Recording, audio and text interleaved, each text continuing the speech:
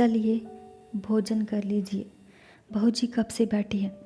मुंशी जी कह दे इस वक्त नहीं खाएंगे। मुंशी जी फिर अपने कमरे में चले गए और एक लंबी सांस ली। वेदना से भरे हुए ये शब्द उनके मुंह से निकल पड़े, ईश्वर, क्या अभी दंड पूरा नहीं हुआ? क्या इस अंधे की लकड़ी को हाथ से छीन लोगे? निर्मला ने आकर कहा, आज सियाराम अभी तक नहीं आए। कहती रही कि खाना बनाए देती हूँ, खा लो, मगर सन जाने कब उठकर चल दिए। ना जाने कहाँ घूम रहे हैं, बात तो सुनते ही नहीं। कब तक उनकी राह देखा करूँ?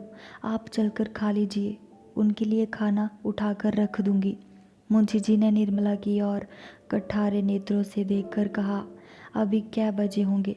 निर्मला, क्या जाने 10 बजे। मुंशी जी, नहीं 12 बजे हैं। निर्मला, 12 बज गए? इतनी देर तो कभी ना करते थे। तो कब तक उनकी राह देखोगे? दोपहर को भी कुछ नहीं खाया था। ऐसा सैलानी लड़का मैंने नहीं देखा। मुंशी जी, जी तुम्हें दिक करता है क्यों? निर्मला, देखिए ना, इतनी रात गई और घर की सुध ही नहीं। मुंशी जी, शायद ये आखिरी शरारत हो। निर्मला, कैसी बातें मुंह से निकालते हैं? जाएंगे कहाँ? किसी यार दोस्त के जहाँ पढ़ रहे होंगे। मुंशी जी, शायद ऐसा ही हो, ईश्वर करे ऐसा ही हो। निर्मला, सवेरे आवे तो ज़रा तंबीह कीजिएगा। मुंशी जी, खूब अच्छी तरह करूँगा। चलिए खा लीजिए, देर बहुत हुई। मुंशी जी, सवेरे उसकी तंबीह करके खाऊंगा। कहीं ना आया तो तुम्हें ऐसा ईमानदार नौकर कहाँ मिलेगा? निर्मला ने ऐंठ कर कहा, तो क्या मैंने भगा दिया? मुंशी जी, नहीं, जे कौन कहता है? तुम उसे क्यों भगाने लगी? तुम्हारा तो काम करता था, शामत आ गई होगी। निर्मला ने और कुछ नहीं कहा। बात बढ़ जाने की वजह से भीतर चली आई। सोने को भी न कहा। ज़रा देर में बूंगी ने अंदर से किवाड़ भी बंद कर दिए।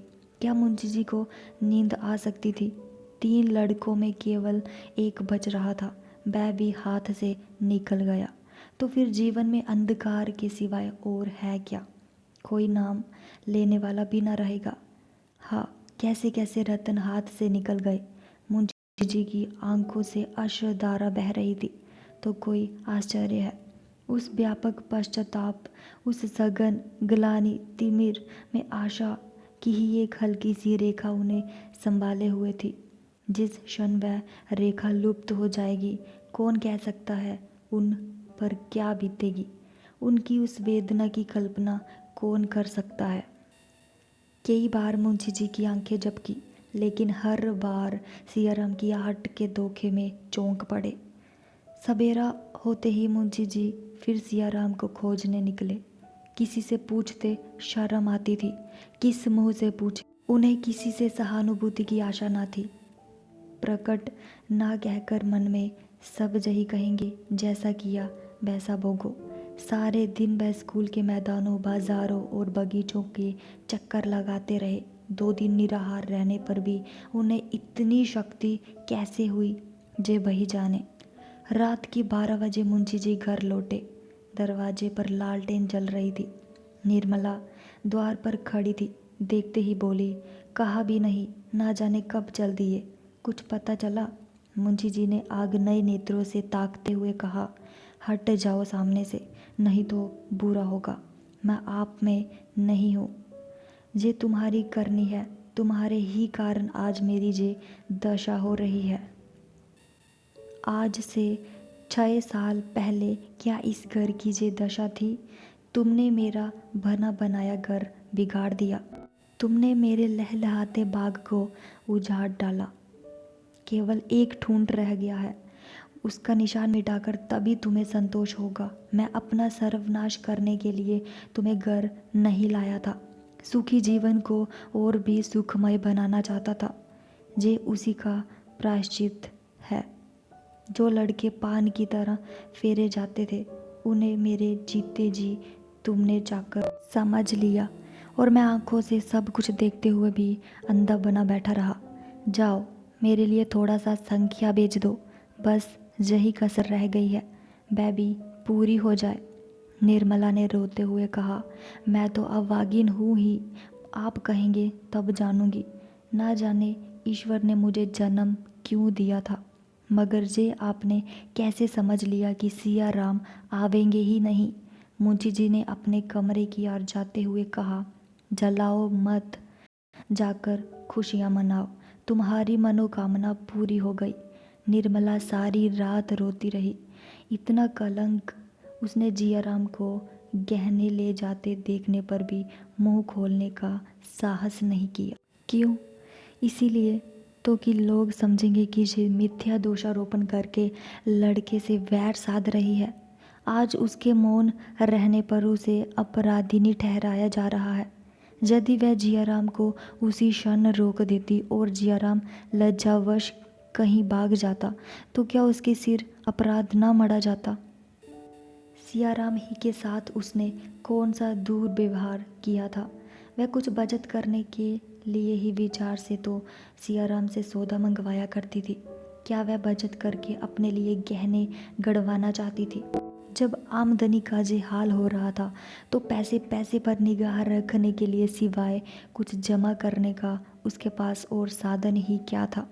जवानों की जिंदगी का तो कोई भरोसा ही नहीं, बूढ़ों की जिंदगी का क्या ठिकाना। बच्ची के विवाह के लिए वह किसके सामने हाथ फैलाती? बच्ची का भार खुद उसी पर तो नहीं था। वह केवल पति की सुविधा ही के लिए कुछ बटोरने का प्रयत्न कर रही थी। पति ही क्यों, सियाराम ही तो पिता के बाद घर का स्वामी होता। बहन के विवाह करने का भार उसके सिर पर न पड़ता। निर्मला सारी कतर ब्योंत पति और पुत्र का संकट मोचन करने ही के लिए कर रही थी। बच्ची का विवाह उस परिस्थिति में संकट के सिवा और क्या था? पर इसके लिए भी उसके भाग्य में अपयश ही बंधा था। दोपहर हो गई, पर आज भी चूल्हा नहीं जला। खाना भी जीवन का काम है, इसकी किसी को सुध ही नहीं। मुंशी जी बाहर बेजान से पड़े थे और निर्मला भीतर थी। बच्ची कभी भीतर जाती, कभी बाहर। कोई उससे बोलने वाला ना था। बार बार सियाराम के कमरे के द्वार पर जाकर खड़ी होती और भैया भैया पुकारती, पर भैया कोई जवाब ना देता था। संध्या समय मुंशी जी आकर निर्मला से बोले, तुम्हारे पास कुछ रुपए हैं? निर्मला ने चौंक कर पूछा, क्या कीजिएगा? मुंशी जी, मैं जो पूछता हूँ उसका जवाब दो। निर्मला, क्या आपको नहीं मालूम है, देने वाले तो आप ही हैं। मुंशी जी, तुम्हारे पास कुछ रुपए है या नहीं? अगर हो तो मुझे दे दो, ना हो तो साफ जवाब दो। निर्मला ने अब भी साफ जवाब ना दिया। बोली, अगर होंगे तो घर में ही होंगे ना, मैंने कहीं और नहीं भेज दिए। मुंशी जी बाहर चले गए। वह जानते थे कि निर्मला के पास रुपए हैं, वास्तव में थे भी। निर्मला ने ये भी नहीं कहा कि नहीं है जब मैं ना दूंगी, पर उसकी बातों से प्रकट हो गया था कि वह देना नहीं चाहती। 9 बजे रात को मुंशी जी ने आकर रुक्मणी से कहा, बहन, मैं ज़रा बाहर जा रहा हूँ, मेरा बिस्तर बुंगी से बंधवा देना और ट्रंक में कुछ कपड़े रखवा कर बंद कर दे। रुक्मणी भोजन बना रही थी। बोली, बहू तो कमरे में है, कह क्यों नहीं देते? कहाँ जाने का इरादा है? मुंशी जी, मैं तुमसे कहता हूँ, बहू से कहना होता तो तुमसे क्यों कहता? आज तुम क्यों खाना पका रही हो? रुक्मणी, कौन पकावे? बहू के सिर में दर्द हो रहा है। आखिर इस वक्त कहाँ जा रहे हो? सवेरे न चले जाना।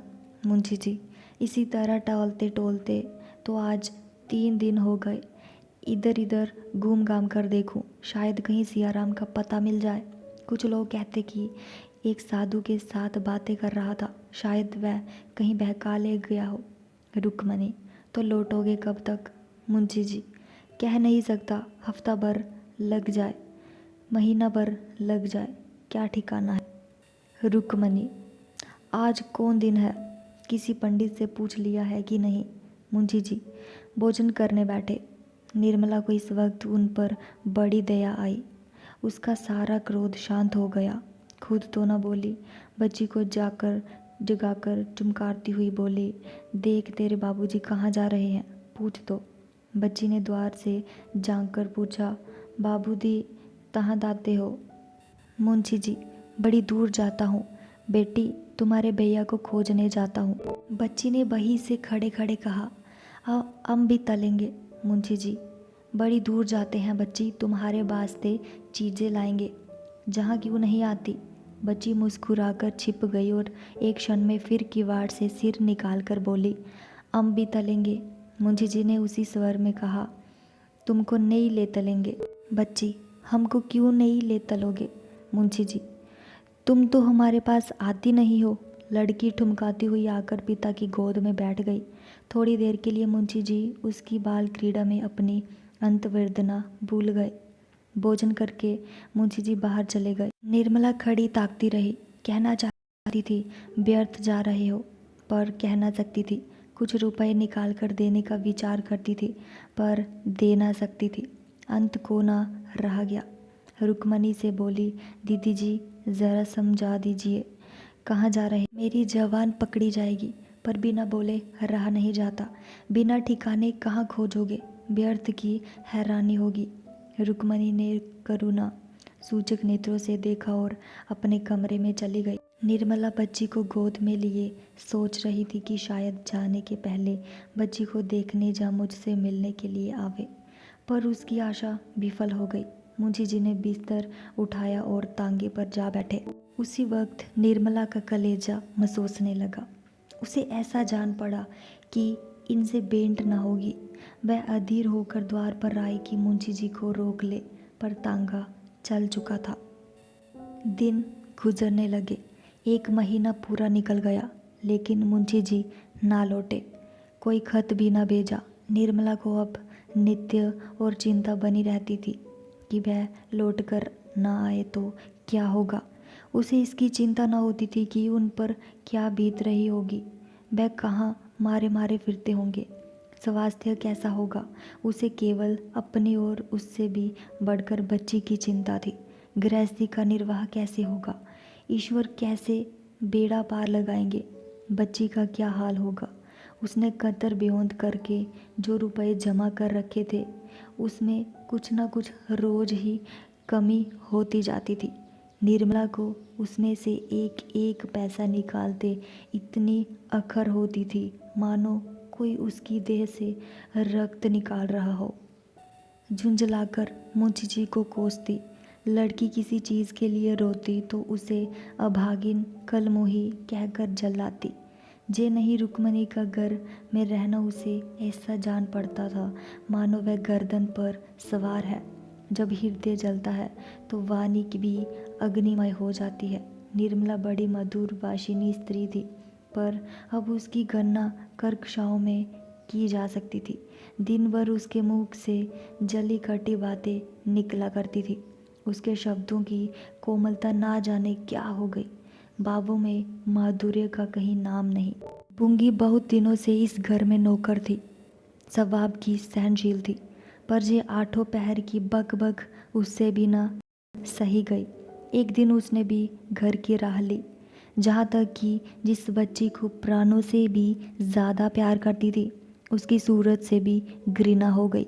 बात बात पर गुड़क पड़ती, कभी कभी मार बैठती। रुक्मणी रोई हुई बालिका को गोद में बैठा लेती और चुमकार दुलार कर चुप कर आती। उस अनाथ के लिए अब यही एक आश्चर्य रह गया था। निर्मला को अब अगर कुछ अच्छा लगता था तो वह सुधा से बात करना था। वह वहाँ जाने का अवसर खोजती रहती थी। बच्ची को अब वह अपने साथ ले जाना नहीं चाहती थी। पहले जब बच्ची को अपने घर सभी चीज़ें खाने को मिलती थी तो वह वहाँ जाकर हंसती खेलती थी। अब वहीं जाकर उसे भूख लगती थी। निर्मला उसे घूर घूर कर देखती, मुट्ठियाँ बांधकर धमकाती, पर लड़की भूख की रट लगाना नहीं छोड़ती थी। इसलिए निर्मला उसे साथ ना ले जाती थी। सुधा के पास बैठकर उसे मालूम होता था कि मैं आदमी हूँ। उतनी देर के लिए वह चिंताओं से मुक्त हो जाती थी, जैसे शराबी शराब के नशे में सारी चिंताएं भूल जाता है। उसी तरह निर्मला सुधा के घर जाकर सारी बातें भूल जाती थी।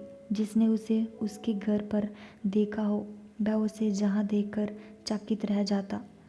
वही कर्कशा, कटु भाषिणी स्त्री जहाँ आकर हास्य विनोद और माधुर्य की पुतली बन जाती थी। यौवन काल की स्वाभाविक वृत्तियाँ अपने घर पर रास्ता बंद पाकर जहाँ की लोले करने लगती थी।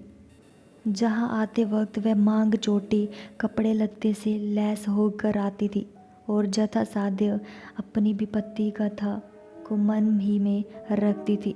वह जहाँ रोने के लिए नहीं हंसने के लिए आती थी, पर कदाचित उसके भाग्य में ये सुख भी नहीं बंधा। निर्मला मामूली तौर से दोपहर को या तीसरे पहर से सुधा के घर जाया करती थी। एक दिन उसका जी इतना उबा कि सवेरे ही जा पहुंची। सुधा नदी स्नान करने गई थी। डॉक्टर साहब अस्पताल जाने के लिए कपड़े पहन रहे थे। मेहरी अपने काम धंधे में लगी हुई थी। निर्मला अपनी सहेली के कमरे में जाकर निश्चिंत बैठ गई। उसने समझा सुधा कोई काम कर रही होगी, अभी आती होगी। जब बैठे 2-3 मिनट गुजर गए तो उसने अलमारी से तस्वीरों की एक किताब उतार ली और केश खोलकर पलंग पर लेटकर चित्र देखने लगी। इसी बीच डॉक्टर साहब को किसी ज़रूरत से निर्मला के कमरे में आना पड़ा। अपनी ऐनक ढूंढते फिरते थे, बेधड़क अंदर चले आए।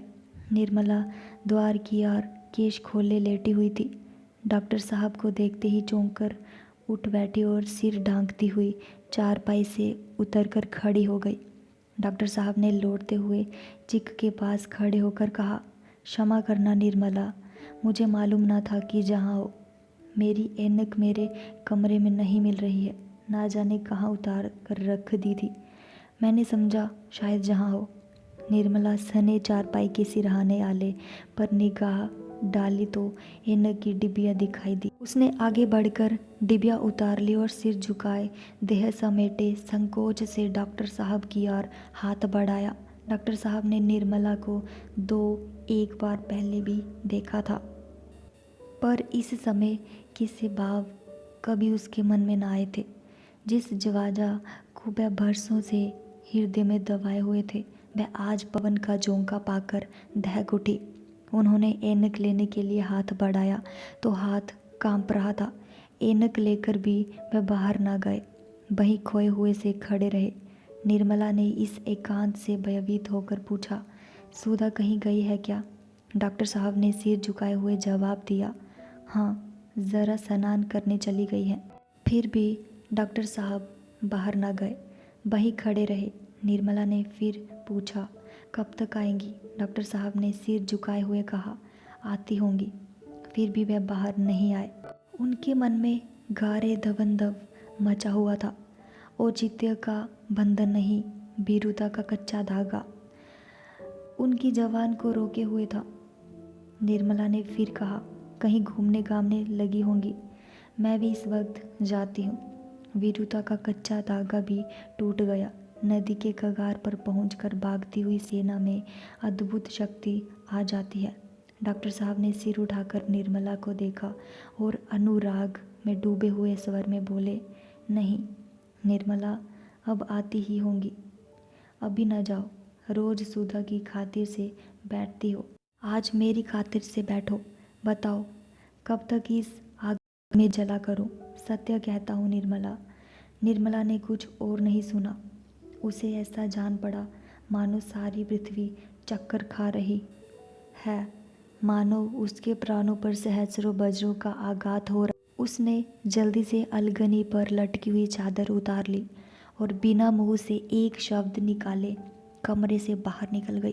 डॉक्टर साहब खिसियाए हुए से रोना मुंह बनाए खड़े रहे। उसको रोकने की या कुछ कहने की हिम्मत न पड़ी। निर्मला यूं ही द्वार पर पहुंची। उसने सुधा को तांगे से उतरते देखा। सुधा उसे निर्मला से उसे अवसर ना दिया, तीर की तरह झपट कर चली। सुधा एक क्षण तक विस्मय की दशा में खड़ी रही। बात क्या है उसकी समझ में कुछ ना आ सका। वह बेघर हो उठी, जल्दी से अंदर गई। मेहरी से पूछने की बात क्या है।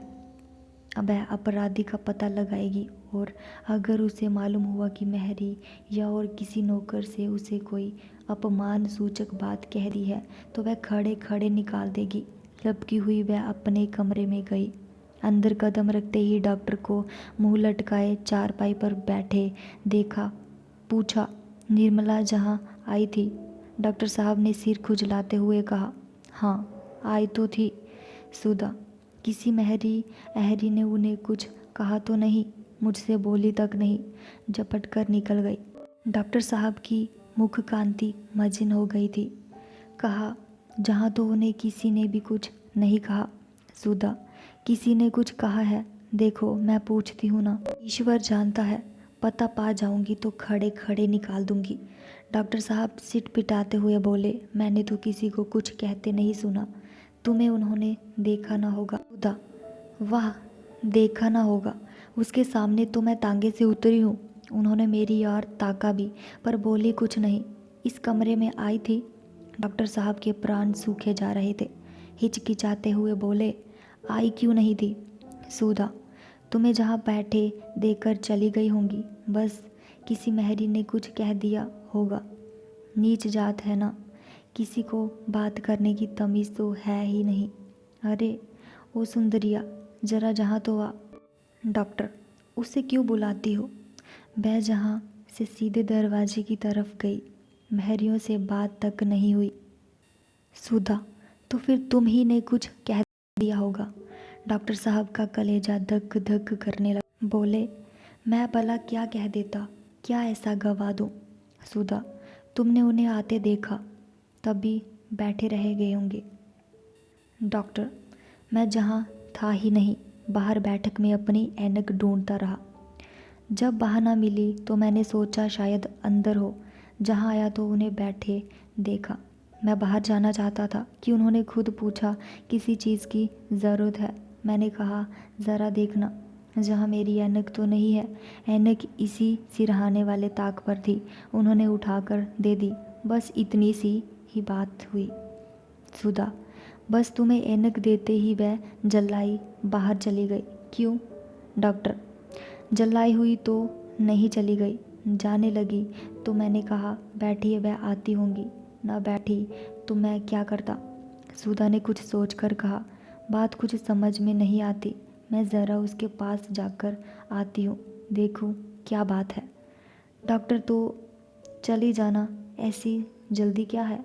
सारा दिन तो पड़ा हुआ है। सुधा ने चादर ओढ़ते हुए कहा, मेरे पेट में खलबली मची हुई है। कहते हो जल्दी है।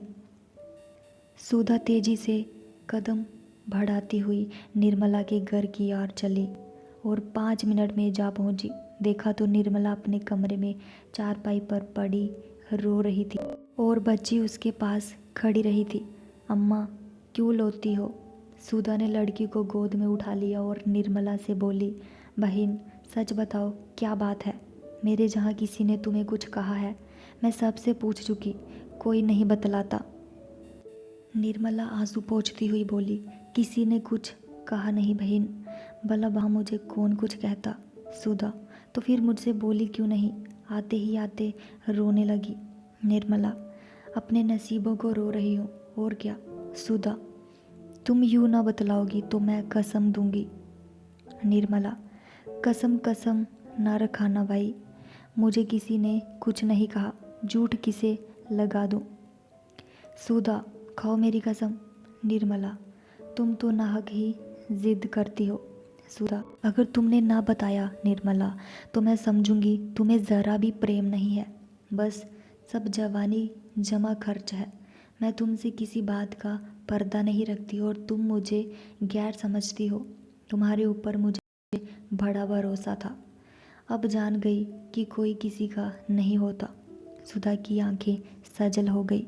उसने बच्ची को गोद से उतार लिया और द्वार की ओर चली।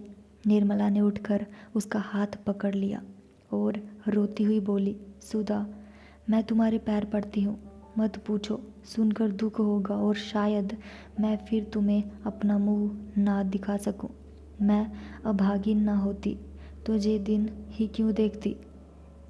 अब तो ईश्वर से यही प्रार्थना है कि संसार से मुझे उठा लो। अभी जे दुर्गति हो रही है तो आगे ना जाने क्या होगा। इन शब्दों में जो संकेत था वह बुद्धिमती सुधा से छिपा न रह सका। वह समझ गई कि डॉक्टर साहब ने कुछ छेड़छाड़ की है। उनका हिचक कर बातें करना और उसके प्रश्नों को टालना, उनकी वह ग्लानिमय कांतिहीन मुद्रा उसे याद आ गई। वह सिर से पांव तक कांप उठी और बिना कुछ कहे सुने सिंहनी की भांति क्रोध से भरी हुई द्वार की ओर चली। निर्मला ने उसे रोकना चाहा, पर रोक न सकी। देखते देखते वह सड़क पर आ गई और घर की ओर चली। तब निर्मला वही भूमि पर बैठ गई और फूट फूट कर रोने लगी। निर्मला दिन भर चारपाई पर पड़ी रही। मालूम होता है उसकी देह में प्राण नहीं है। ना स्नान किया, ना भोजन करने उठी। संध्या समय उसे ज्वर हो गया। रात भर देह तवे की भांति तपती रही। दूसरे दिन ज्वर न उतरा। हाँ, कुछ कुछ कम हो गया था। वह चारपाई पर लेटी हुई निश्चल नेत्रों से द्वार की ओर ताक रही। चारों ओर शून्य था, अंदर भी शून्य, बाहर भी शून्य, और चिंता कोई न थी, न कोई स्मृति, न कोई दुख। मस्तिष्क में स्पंदन की शक्ति न रही थी। सहज रुक्मणी बच्ची को गोद में लिए हुए आकर खड़ी हो गई। निर्मला ने पूछा, क्या जे बहुत रोती थी? रुक्मणी, नहीं, जे तो सिसकी तक नहीं। रात भर चुपचाप पड़ी रही। सुधा ने थोड़ा सा दूध बेच दिया था। निर्मला, आहिरिन दूध ना दे गई थी? रुक्मणी, कहती थी पिछले पैसे दे दो तो दूं। तुम्हारा जी अब कैसा है? निर्मला, मुझे कुछ नहीं हुआ है, कल देह गर्म हो गई थी। रुक्मणी, डॉक्टर साहब का बुरा हाल है। निर्मला ने घबराकर पूछा, क्या हुआ? क्या कुशल से है ना? रुक्मणी, कुशल से है कि लाश उठाने की तैयारी हो रही है। कोई कहता है जहर खा लिया था, कोई कहता है दिल का चलना बंद हो गया था। भगवान जाने क्या हुआ था। निर्मला ने एक ठंडी सांस ली और रूंधे हुए कंठ से बोली, हाय भगवान, सुधा की क्या गति होगी, कैसे जिएगी? जे कहते कहते वह रो पड़ी और बड़ी देर तक सिसकती रही। तब बड़ी मुश्किल से उठकर सुधा के पास जाने को तैयार हुई। पांव थर थर कांप रहे थे। दीवार थामे खड़ी थी, पर जी न मानता था। ना जाने सुधा ने जहाँ से जाकर पति से क्या कहा।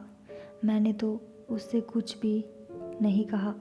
ना जाने मेरी बातों का वह क्या मतलब समझे। हाय, ऐसे रूपवान दयालु, ऐसे सुशील प्राणी का जे अंत। अगर निर्मला को मालूम होता कि उसके क्रोध का जे भीषण परिणाम होगा, तो वह जहर का घूंट पीकर भी उस बात को हंसी में उड़ा देती।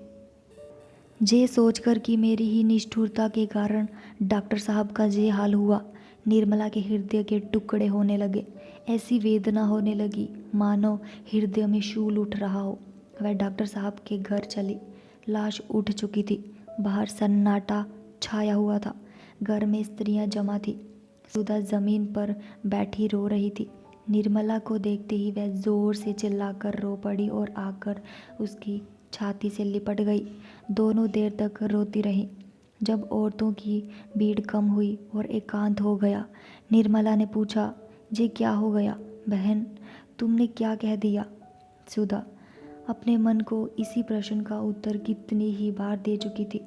उसकी मन जिस उत्तर से शांत हो गया था, वह उत्तर उसके सामने कर दिया। उस पर मैंने जो कुछ मुंह में आया कहा। जब एक बात दिल में आ गई तो उससे वही समझना चाहिए।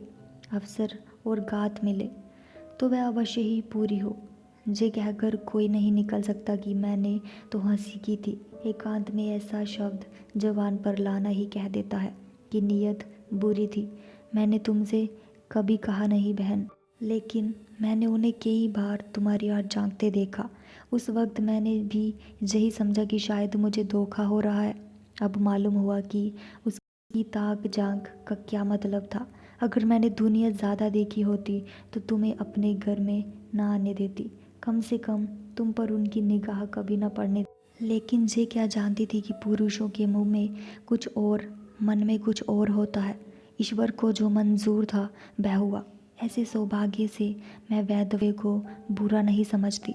दरिद्र प्राणी उस धनी से कहीं सुखी है। जिसे उसका धन सांप बनकर काटने दौड़े। उपवास कर लेना आसान है, विषैला भोजन करना उससे कहीं मुश्किल। इसी वक्त डॉक्टर सिन्हा के छोटे भाई और कृष्णा ने घर में प्रवेश किया। घर में कोहराम मच गया। 1 महीना और गुजर गया। सुधा अपने देवर के साथ तीसरे ही दिन चली गई। अब निर्मला अकेली थी। पहले हंस बोलकर जी बहला लिया करती थी, अब रोना ही एक काम रह गया।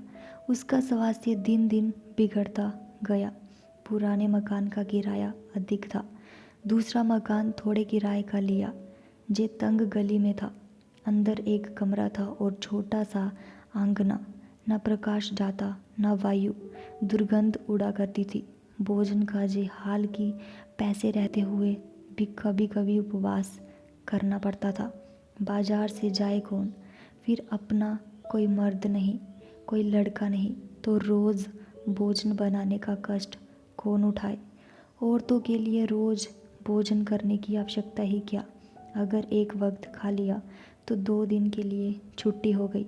बच्ची के लिए ताज़ा हलवा या रोटियां बन जाती थी। ऐसी दशा में स्वास्थ्य क्यों न बिगड़ता?